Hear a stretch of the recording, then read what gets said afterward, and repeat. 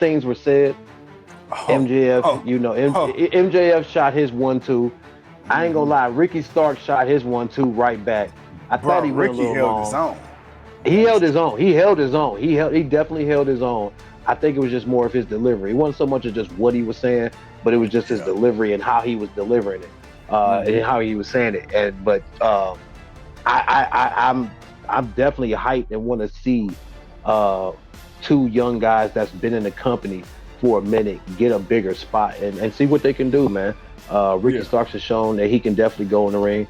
MJF has shown he's a good worker. I won't call him a good wrestler. I never call him a good wrestler, but he's a good worker.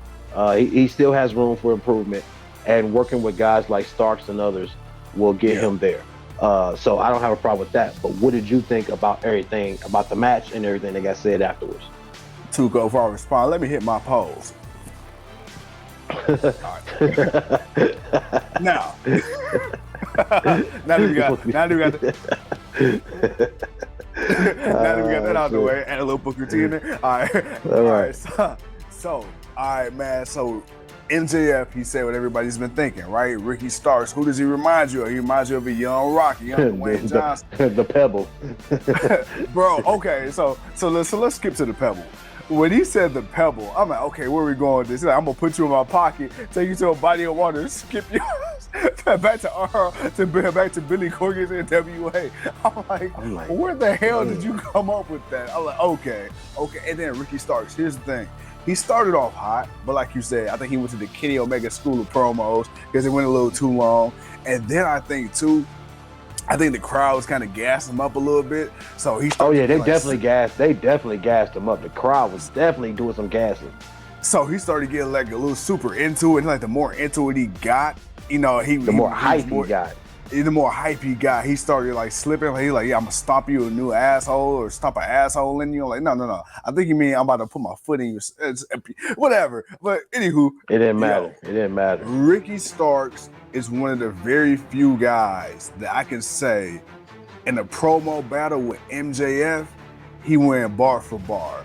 Now, there's been other guys who said some shocking things or whatever, but I want to say on a consistent from start to finish, Ricky Starks held his own, and that was cool because Ricky Starks, he talks a little bit, but he's never had this much time on a mic.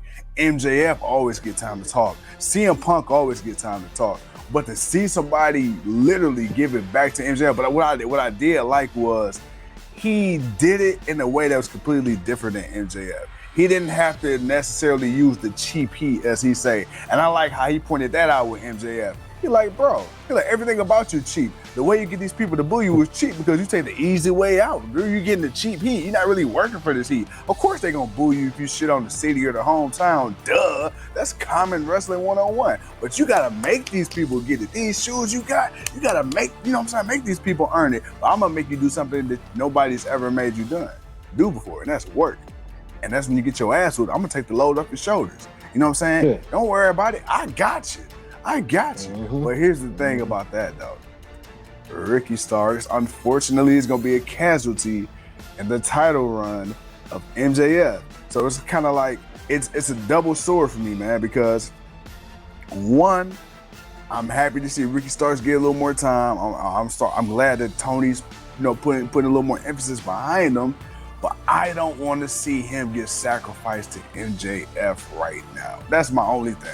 That's the only complaint I got. Yeah, I feel you as Jade Cargill picks up the victory. I feel you, but right now I'm looking more at the opportunity. What can Ricky Starks do with the opportunity of being in the big picture, of being someone that can contend for the AEW championship, somebody that can grab the microphone and say something to get the crowd behind him. I'm looking at all of those things, and I'm okay with him when he loses to MJF because we understand what the mission of MJF being champion is.